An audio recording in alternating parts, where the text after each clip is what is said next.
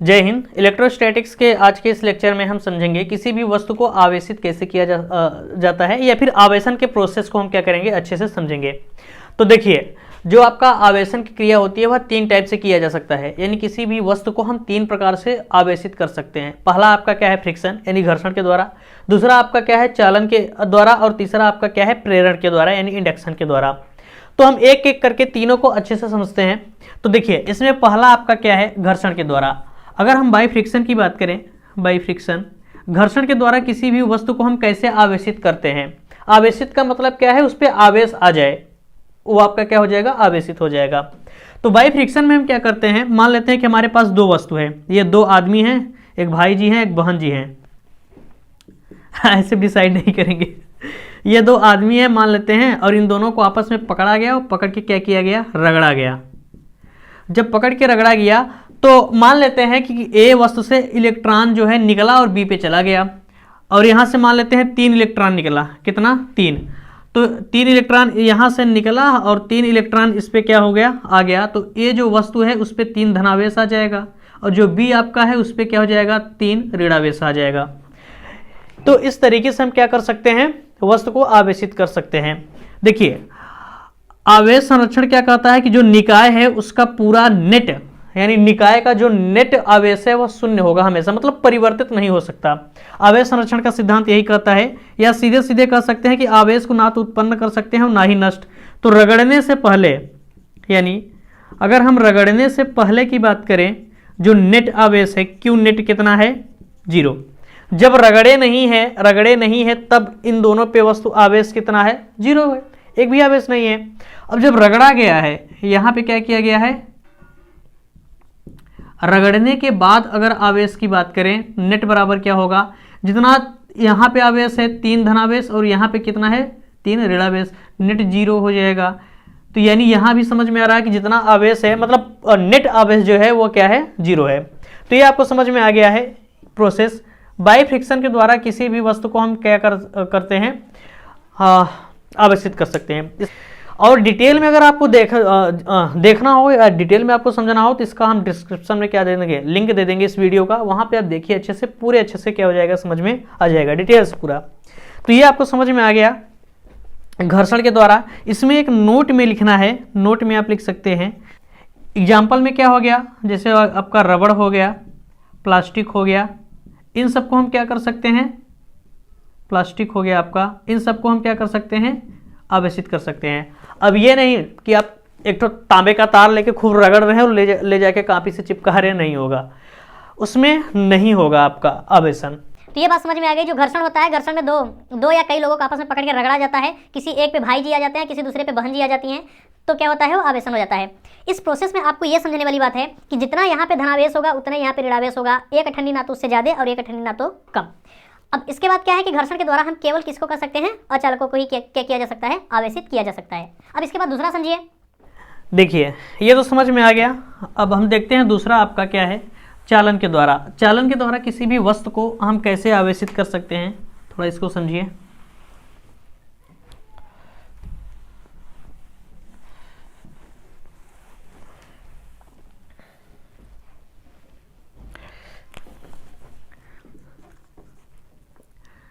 By conduction, चालन द्वारा समझते हैं। देखिए, चालन द्वारा क्या करना है, ये मान लेते हैं आपके पास क्या है, एक धातु का गोला है, धातु का गोला है। अब क्या करिए कि इसके संपर्क में आप कोई ऐसा क्षण लाइए, मान लेते हैं कोई ऐसा क्षण है जिसपे ऋणावेशित है, धनावेशित कुछ भी हो सकता है। तो मान लेते हैं इसमें क्या है, ऋणावेश है बहुत सारा, 1 2 3 4, और ये जो है ये मान लेते हैं किसका है, एबेनॉइड के क्षण है, एबोनाइट। क्योंकि एबोनाइट की जो क्षण होती है उस पर जब रगड़ के आवेशित किया जाता है तो उस पर ऋणावेश आ जाता है। ये एबोनाइट की क्षण है, ये धातु का गोला है। जब इसको इसके संपर्क में लाया जाता है तो क्या होता है, ये जो गोला होता है ये गोला आवेशित हो जाएगी, ये धातु का जो गोला है आवेशित हो जाएगी, यानी इसका जो ऋणावेश है इस गोले में प्रवेश कर जाएगा। मान लेते हैं चार थे ना, हाँ। अब देखिए जब ये आवेशित हो जाएगा तो इसको आप हटा लीजिए। जब इसको आप हटा लेंगे तो ये आवेशित हो जाएगा, और आवेशित होने के बाद चूंकि इलेक्ट्रॉन यानी ऋणावेश है तो इनमें प्रतिकर्षण होगा और ये समस्त क्या होंगे, चारों तरफ फैल जाएंगे। ये चारों तरफ क्या हो जाएंगे, फैल जाएंगे। जितना आवेश रहेगा उस गोले पे क्या होगा, चारों तरफ फैल जाएगा। तो ये चालन के द्वारा समझ में आ गया। इसमें नोट में बात ये लिखना है कि ये जो चालन की प्रोसेस होती है धातुओं में होता है। किस में पाया जाता है, धातुओं में पाया जाता है चालन की प्रक्रिया। नोट में लिखना है आपको ये कि जो चालन होता है, चालन के द्वारा केवल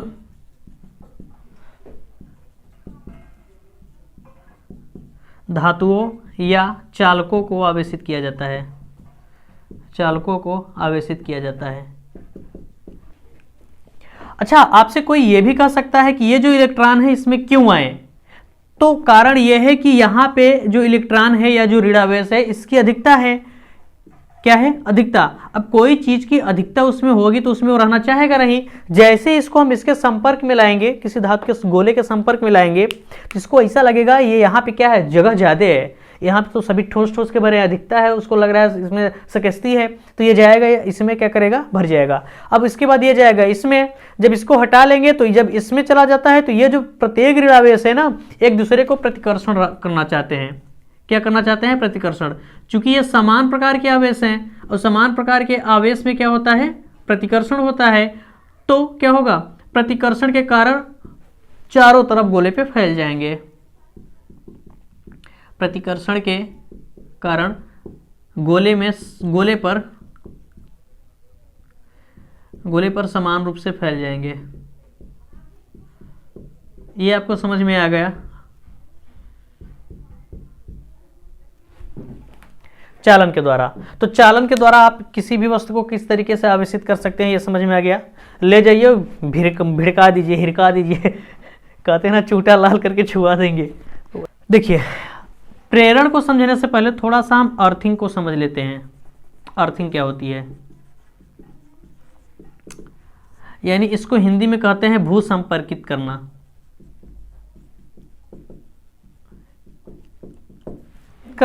तो इसको समझ लीजिए। पहली बात इसमें यह जान लीजिए, ये जो पृथ्वी है, पृथ्वी आवेश का भंडार है। क्या है, आवेश का भंडार है। इसका मतलब ये कि इसको जैसी जरूरत पड़ेगी वैसा आवेश क्या करेगा, लेगा, देगा। ये इतना इसमें क्या है, आवेश पाए जाते हैं। किसमें, पृथ्वी में। ये कह सकते हैं इसमें मतलब पृथ्वी में, इसमें असीमित या अनंत आवेश पाए जाते हैं। यानी आपका जो पृथ्वी है, क्या है, पृथ्वी नंबर 1, ये तो समझ में आ गया। पृथ्वी में क्या है, अनंत आवेश है, यानी इसमें प्लस माइनस सब क्या है, अनंत है। बहुत सारे असीमित क्या है, आवेश हैं। अब आप किसी भी वस्तु को ले जाइए, पृथ्वी के पास संपर्कित करिए। ये है कोई वस्तु जिसपे मान लेते हैं क्या है, धनावेश चार्ज है अभी, और ये धनावेश प्रतिकर्षण के कारण हर एक जगह क्या है, फैले हुए हैं। अब इसको ले जाइए, भू संपर्कित करिए। भू संपर्कित अर्थिंग करने का ये मतलब सिंबल होता है। कहीं पे अगर ऐसा दर्शाया गया है, इसका मतलब क्या है, इसको हम पृथ्वी से जोड़ दिए हैं। किससे, पृथ्वी से। और जब पृथ्वी से जोड़ दिए हैं तो देखिए यहां पे कितने इलेक्ट्रॉन की कमी है, 7। अब ये क्या करेगा जानते हो, ये गोला पृथ्वी से लेगा 7 इलेक्ट्रॉन, 1 2 3 4 5 6 7 8 इलेक्ट्रॉन। तो ये गोला, ये जो आवेशित गोला है या आवेशित वस्तु है, आवेशित वस्तु 8 इलेक्ट्रॉन को अपनी ओर लेगा। काहे 8 इलेक्ट्रॉन को अपनी ओर लेगा, क्योंकि इसमें 8 इलेक्ट्रॉन की कमी है। किसी भी वस्तु में अगर इलेक्ट्रॉन की कमी है तो उस पर धन आवेश होता है। बड़े अच्छे से हम समझाएं इसको। तो क्या हो जाएगा, ये 8 इलेक्ट्रॉन को लेगा और उसके बाद Q बराबर इसका क्या हो जाएगा, 0 हो जाएगा। किसका, इस गोले का आवेश क्या हो गया, 0 हो गया। तो यहाँ पे आपको समझ में आ रही है, ये Q बराबर इतना है, सही है। अच्छा हाँ, ये धन के लिए था। अगर यही बात हम ऋण के लिए करें तो मान लेते हैं कोई ऐसा वस्तु है जिसपे ऋणावेश है, यहाँ पे Q बराबर क्या हो जाएगा, इसका 0 हो जाएगा। 8 इलेक्ट्रॉन लेगा, ये अपने आपको क्या कर लेगा, न्यूट्रल कर लेगा। यही मान लेते हैं आपके पास क्या है, ऋणावेश है 1 2 3 4 5 6 7। चलिए 7 ही मान लेते हैं। 7 ऋणावेश है, तो इसको आप क्या करिए पृथ्वी से जोड़ दीजिए। जैसे ही इसको आप अर्थिंग करेंगे पृथ्वी से क्या करेंगे, जोड़ देंगे ना। अब देखिए यहाँ पे आज इलेक्ट्रॉन की अधिकता है कमी, यहाँ पे इलेक्ट्रॉन की अधिकता है, क्या है, अधिकता, क्योंकि इलेक्ट्रॉन की अधिकता होने से उस पर ऋणावेश होता है। अब जितने इलेक्ट्रॉन की अधिकता है ना सभी यहाँ से चल देंगे। कितने इलेक्ट्रॉन, 7 इलेक्ट्रॉन चलेंगे और जाके पृथ्वी में क्या हो जाएंगे, समाहित हो जाएंगे। 7 इलेक्ट्रॉन पृथ्वी में चले जाएंगे, तब इसका Q बराबर क्या हो जाएगा, 0 हो जाएगा। ये क्या होता है, अर्थिंग करना होता है, यानी आवेश को क्या करता है, वह न्यूट्रल कर देता है, कौन, पृथ्वी। इतना आपको समझ में आ गया। ये अर्थिंग करने का मेन मुद्दा क्या है, अभी हम प्रेरण समझाएंगे तो आपको समझ में आ जाएगा। ये तो ये अर्थिंग करने का तरीका हो गया। अब इसको हम मिटा रहे हैं, उसके बाद देखिए बस इतना याद रखना है, अगर प्लस है तो इलेक्ट्रॉन लेगा पृथ्वी से, माइनस है तो इलेक्ट्रॉन दे देगा पृथ्वी में, और अपने पर क्या करेगा, आवेश को शून्य कर लेगा। अब देखिए प्रेरण के द्वारा हम क्या करते हैं, किसी वस्तु को आवेशित करते हैं। देखिए तीसरा अब है प्रेरण के द्वारा, और प्रेरण के द्वारा हम क्या करते हैं, वस्तु को आवेशित करते हैं। ये मान लेते हैं क्या है, आपके पास कोई धातु का गोला है, ऐसे ही धातु का गोला, और जो धातु का गोला होता है उसमें मुक्त इलेक्ट्रॉन, कोई भी धातु होगा उसमें मुक्त इलेक्ट्रॉन बहुत अधिक होते हैं, ये सभी को पता है, बहुत अधिक है। अब एक काम करिए, आप एक प्रकार का क्या लाइए, मतलब एक आवेशित वस्तु को इधर ले आइए, इसके संपर्क में लाइए। प्रेरण के द्वारा कैसे होता है, ये मान लेते हैं कोई एबोनाइट की छड़ हिला दिए, इस पे क्या होता है, ऋणावेश होता है, तो मान लेते हैं इस पे क्या है, ऋणावेश है। ये कोई ऋणावेशित छड़ है। जब इसको हम धातु के गोला के संपर्क में लाएंगे, सटाएंगे नहीं, उसके नजदीक में लाएंगे, तब उस समय क्या होता है, क्योंकि ये जो है पूरा मुक्त इलेक्ट्रॉन इसमें भरे पड़े होते हैं, ये सभी को पता है, तो यहाँ पे ऋणावेश है, क्या है, ऋणावेश। मान लेते हैं ये मुक्त इलेक्ट्रॉन यहाँ भी था, यहाँ भी था, ये सभी निगेटिव निगेटिव निगेटिव निगेटिव इधर चले गए हैं, इधर इधर निगेटिव हैं, सब जगह फैले हुए हैं, अभी समान रूप से फैले हुए हैं। और जैसे ही इसको हम ले आते हैं इसके संपर्क में, तब क्या होता है, यहाँ का निगेटिव चार्ज और यहाँ का निगेटिव चार्ज, इन दोनों में लगने लगता है प्रतिकर्षण। क्या लगने लगता है, प्रतिकर्षण। अब इसको हम संपर्क में ले जा रहे हैं, यहाँ का इलेक्ट्रॉन अब भगा जा रहा है दूर, और सभी इलेक्ट्रॉन ये भग के चले जाते हैं इस साइड, किधर, इस साइड जाके हो जाते हैं। अब यहाँ पे जो उसके धन आयन बचे हुए हैं, इस एटम में जो धन आयन उसके बचे हुए हैं, वो आ जाते हैं ये इसके संपर्क में। ऐसा क्यों बताएं, ऐसा इसलिए क्योंकि ये ऋणावेशित है और ये वाले क्या है, धनावेशित है, इनमें आकर्षण होता है, जबकि ये क्या है, आपका ऋणावेश है, ये भी ऋणावेश, और इसमें क्या होता है, प्रतिकर्षण होने लगता है। ये आपको बात समझ में आ गई। अब इसको क्या करिए, इसको ले आइए पास में, इसको ले आइए पास में, और क्या करिए, पृथ्वी से जोड़ दीजिए। यह है आपका वही गोला, मान लेते हैं कितना है, 1 2 3 4 5, 1 2 3 4 5, इसको भी बराबर करिए 6। अब सही है, यानी 6 धनावेश इधर तो 6 ऋणावेश उधर हो गए हैं। अब यही आपका गोला है, आवेशित है, यही गोला है, यहाँ पे 1 2 3 4 5 6, 1 2 3 4 5 6, और यहाँ पे क्या है, ऋणावेश है, ऐसे ही। अब क्या करिए, इसको पृथ्वी से जोड़ दीजिए, ये आपका रह गया पृथ्वी। देखते रहना, प्रेरण की घटना बता रहे हैं। जैसे ही पृथ्वी से जोड़ेंगे, तब देखिए ये जो धनावेश है इस धातु के क्षण के क्या है, आकर्षण के कारण बढ़ा हुआ है, इसके छत्र छाया में है, और ये आपका जो ऋणावेश है ना, ये पृथ्वी के संपर्क में आ गया है। अब क्या करेगा, यहाँ से जितने इलेक्ट्रॉन की अधिकता है, मान लेते हैं 6 इलेक्ट्रॉन की अधिकता है, 6 इलेक्ट्रॉन निकलेंगे और घुस जाएंगे किसमें, पृथ्वी में, ये चले जाएंगे पृथ्वी में। और जैसे ही 6 इलेक्ट्रॉन ये पृथ्वी में गए, फिर क्या करिए, इसको हटा दीजिए, उसके बाद इसको आप क्या करिए, हटा दीजिए। यानी यहाँ से अब आपको क्षण को क्या करना है, हटा देना है, और जब क्षण को हटा देना है तो यहाँ पे 6 ठो क्या बच जाएंगे, धनावेश, यानी 1 2, अंदर ही दिखाएं, कोई दिक्कत नहीं, दिखा सकते हैं, 1 2 3 4 5 6 धनावेश बच गए हैं ना। अब ये 6 धनावेश जानते हैं क्या होगा, इसमें होगा प्रतिकर्षण, क्या हो जाए, होने लगेगा प्रतिकर्षण, और प्रतिकर्षण के कारण ये क्या होंगे, गोले पे हर जगह समान रूप से फैल जाएंगे और वस्तु हमारा क्या हो जाएगा, आवेशित हो जाएगा। तो क्या इसमें हम रगड़े हैं वस्तु को, नहीं। क्या इसमें हम चालन किए हैं, एकदम चिमटा लाल करके छुआ दिए हैं, नहीं। इसमें हम क्या किए हैं, इंडक्शन किए, उसको प्रेरित किए हैं किसी ऋणावेशित क्षण से। अगर यही धनावेशित होता तो धनावेशित होता तो कुछ नहीं होता यार। ये मान लेते हैं आपका कोई धनावेशित है, 1 2 3 4 कई कुछ भी मान सकते हैं। अब तो ईजी है यार, ये धनावेशित क्षण है। धनावेशित क्षण को किसी धातु के क्या करना है, गोले के संपर्क में लाना है। कोई गोला जरूरी नहीं गोला हो, कुछ हो, हम माने हैं बस इसे, लेकिन धातु होना चाहिए। धातु का मान लेते हैं क्या है, कोई गोला है। चूंकि यहाँ पे ऋणावेश है, धनावेश है, तो यहाँ पे क्या आ जाएगा, मुक्त इलेक्ट्रॉन वाला आ जाएगा, और जो आएगा और जहाँ से आएगा वहाँ पे धनावेश छोड़ देगा। चूंकि कोई भी धातु का गोला होगा, कोई भी धातु की वस्तु होगी, उसमें मुक्त इलेक्ट्रॉनों की संख्या बहुत ज़्यादा अधिक होती है, और जब इसको पास में लाया जाता है तो अट्रैक्शन फोर्स के कारण इधर हो जाते हैं, और ये वाला प्लस वाला जो बचा रह जाता है वहाँ पे धन आयन, वह प्रतिकर्षण के कारण दूर हो जाते हैं। अब इसको क्या करिए आप, इसको आप ले जाइए और वही बात पुनः क्या कर दीजिए, पृथ्वी से इसको जोड़ दीजिए। जैसे ही आप इसको पृथ्वी से जोड़ देंगे तो ऋण आवेश जो है वह अभी भी अट्रैक्शन फोर्स के कारण बधा रहेगा, किससे, उस क्षण से। लेकिन ये जो धनावेश है ये क्या होगा, यहाँ से 6 इलेक्ट्रॉन लेगा, 6 इलेक्ट्रॉन लेगा और अपनी कमी को क्या कर देगा, पूरा कर देगा।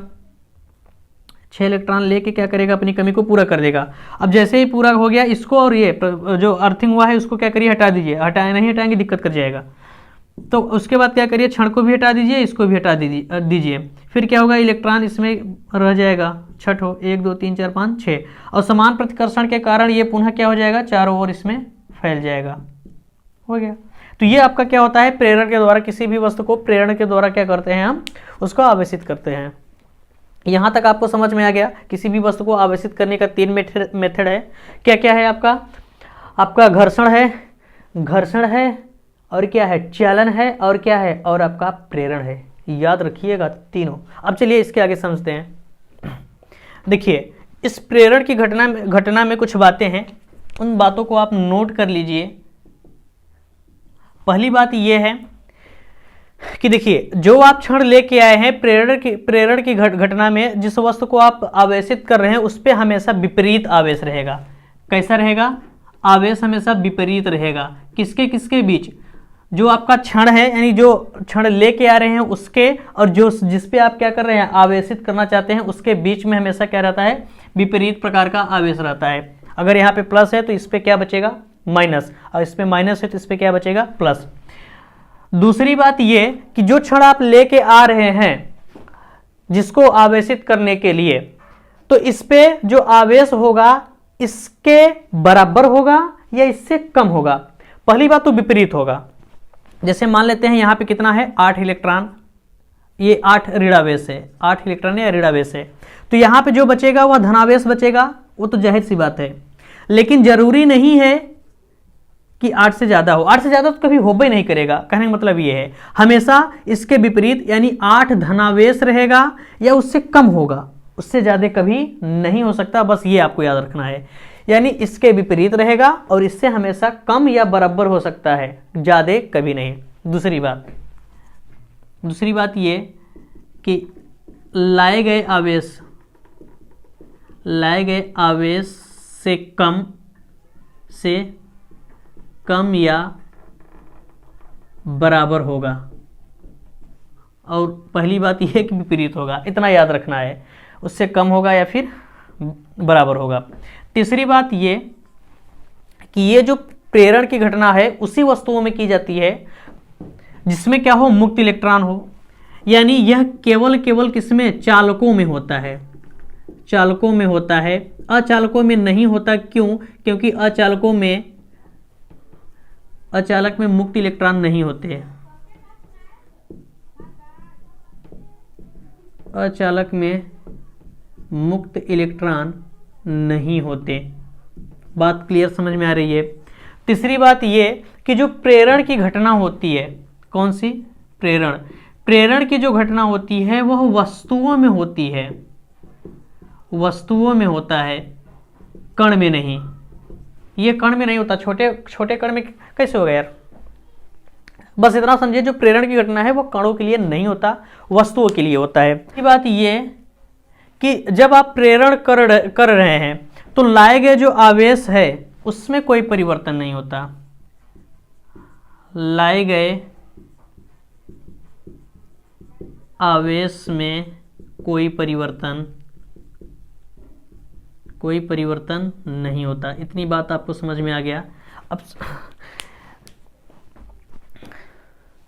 यानी अगर यहाँ पे आप 8 इलेक्ट्रॉन लेके आए हैं तो पूरा आप प्रोसेस कर लीजिए, आवेशित वाला पूरा प्रोसेस कर लीजिए, इस पे आवेश में कोई परिवर्तन नहीं होगा। अब ये नहीं कि यहाँ से एक आठ आवेश हट जाएगा, आवेश बढ़ जाएगा, ऐसा कुछ नहीं, जितना है उतना ही रहेगा। अब ये आपको पूरी तरीके से अच्छे समझ में आ गया प्रेरण की घटना क्या होती है। अब इसको आप क्या करिए, स्क्रीनशॉट लीजिए, फिर चलते हैं नेक्स्ट स्लाइड में। क्या होता है, यानी इसको हम फंडामेंटल चार्ज कहते हैं। वह आवेश जो सबसे छोटा हो और अस्थायी हो उसे हम क्या कहते हैं, मूल आवेश कहते हैं। जब पता किया गया तो पता चला जो हमारा इलेक्ट्रॉन है वही मूल आवेश होता है। यानी किसी भी वस्तु पे इलेक्ट्रॉन से छोटा या इलेक्ट्रॉन से कम आवेश हो ही नहीं सकता। या तो रहेगा इलेक्ट्रॉन से ज़्यादा रहेगा और इलेक्ट्रॉन के बराबर रह सकता है, उससे कम उससे कम आवेश किसी भी वस्तु पे नहीं हो सकता। तो यहाँ पे ये बात लिखा गया कि सभी वस्तुओं पे जो आवेश होता है इलेक्ट्रॉन से बराबर या उससे अधिक होता है। जैसे ये कहे कि इलेक्ट्रॉन का जो आवेश होता है माइनस का 1.6 × 10⁻⁻19 कूलम इलेक्ट्रॉन का होता है। अब कोई आदमी पहुँचे कह दे कि इस पे जो आवेश है इससे भी कम है। इससे भी कम का मतलब कितना है, मान लेते हैं इससे कम -9 कर देते हैं। तो इससे कम क्या होगा का, अरे -1.6 और -1.9 में कम कौन है, ये और कम है -1.6 से। ऋणात्मक में जो चीज़ जितने बड़ी होती है वह उतने छोटी होती है, याद रखिएगा। तो बताओ क्या इससे कम यानी इतना किसी वस्तु पे आवेश हो सकता है, नहीं। जब भी रहेगा हमेशा 1.6 से ज़्यादा रहेगा या फिर इसके बराबर ही रहेगा, इससे कम कभी नहीं आ सकता, ये बात।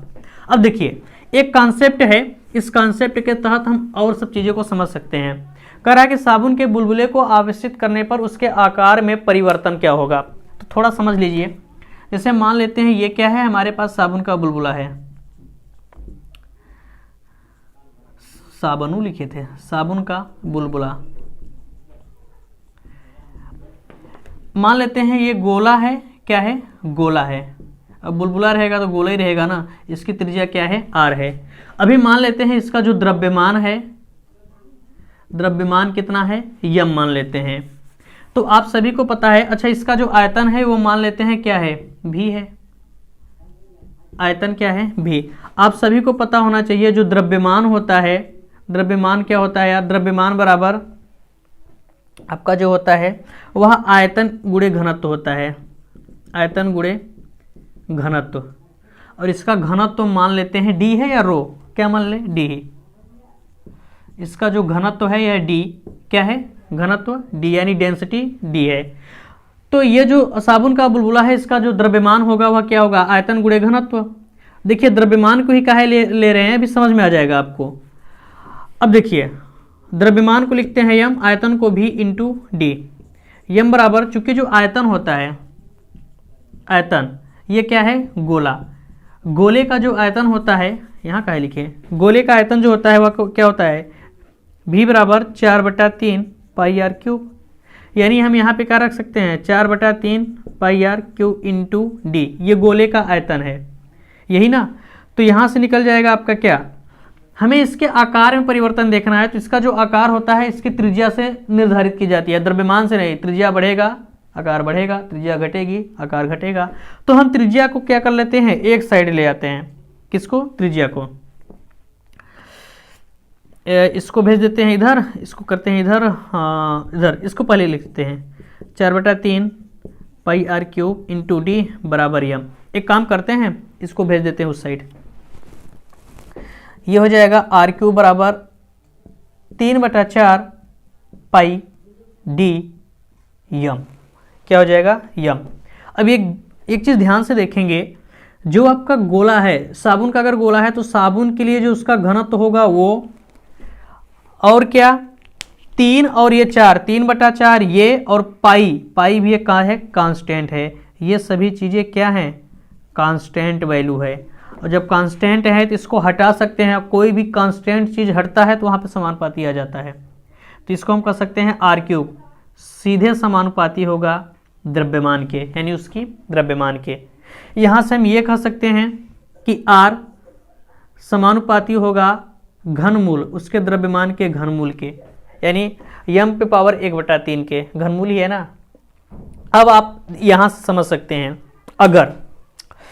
अगर इस वस्तु को हम धनावेशित करें, क्या करें, धनावेश, अगर हम धनावेशित करें, इस वस्तु को धनावेशित करें, तो धनावेश कब होगा, जब यहाँ से इलेक्ट्रॉन निकलेगा, यही बात ना। यानी इसमें से हम इलेक्ट्रॉन को क्या करें, निकाल लें। अब इलेक्ट्रॉन को निकालेंगे तो क्या होगा, यम घटेगा,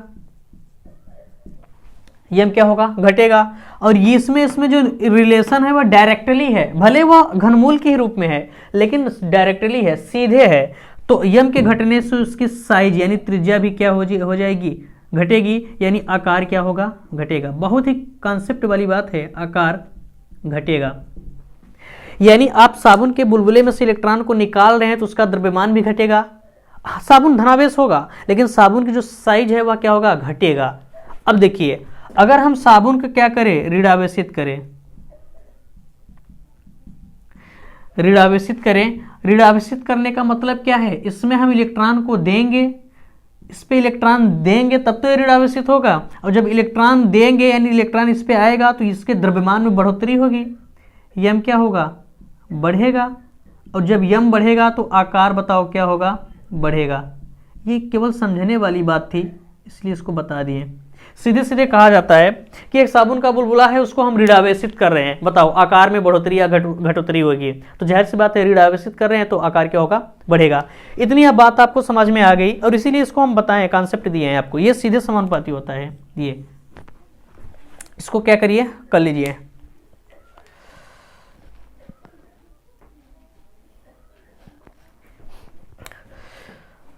तो आई होप ये वीडियो आप लोगों को अच्छा लगा होगा, तो इसे शेयर करिए और सबको। अब आप लोग पढ़ते रहिए, धीरे धीरे कोशिश करेंगे एक एक वीडियो पर डे लाने का। और हाँ, नोट्स आप लोग अपने से अच्छे से बनाते रहिए, मतलब अपने से बनाया गया नोट्स सबसे बेस्ट होता है। तो आप लोग जितना पढ़ रहे हैं इसको नोट्स बनाते चलिए। लाइट की थोड़ी प्रॉब्लम है आज, तो इसलिए हो सकता है आपको ये दिक्कत हो, अच्छे से ना दिख रहा हो, फिर भी कोशिश किए हम जितनी व्यवस्था हो सकती है करने के लिए। तो मिलेंगे अब नेक्स्ट क्लास में, तब तक के लिए जय हिंद, जय भारत।